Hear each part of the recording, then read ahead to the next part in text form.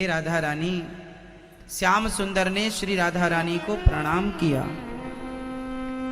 किया और चरणों में बैठ करके श्याम सुंदर ने श्री राधा रानी के चरण अपनी गोद में रखे और श्याम सुंदर राधा रानी के चरण दबाने लगे। चरण दबाते हुए भगवान ने कहा, राधा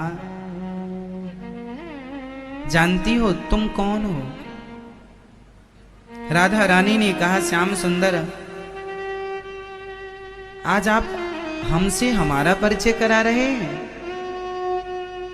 हाँ, आज हम आपसे आपका परिचय करा रहे हैं। आपको नहीं पता कि आप कौन हैं, तो तुम ही बताओ हम कौन हैं। श्याम सुंदर ने कहा, राधा तुम प्रेम की प्रतिमूर्ति हो।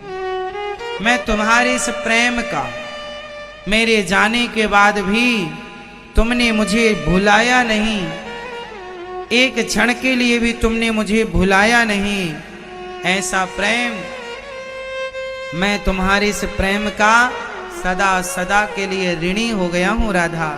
इसलिए भले मेरी 16,108 पत्नियां हों, पर मेरे बगल में इस संसार में जब भी मेरा मंदिर बनाएंगे लोग, तो मेरी पत्नियों का स्थान नहीं होगा।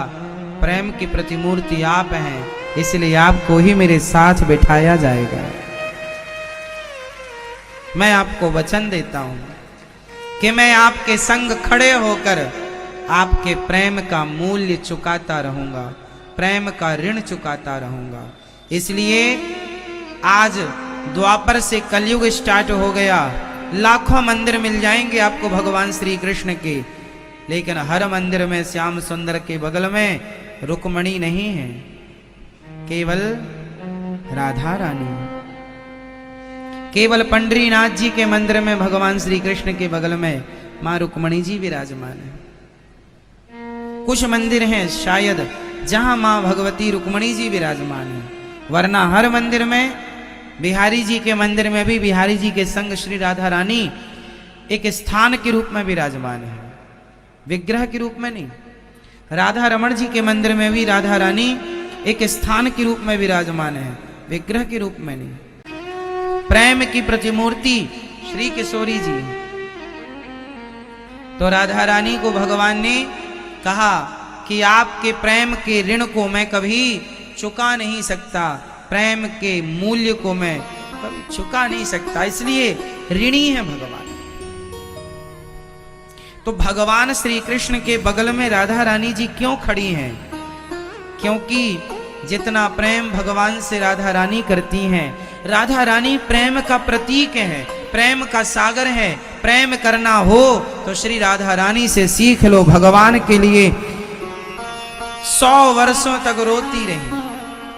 कृष्ण का वियोग था, पर कृष्ण के अतिरिक्त कभी कुछ चाहा ही नहीं।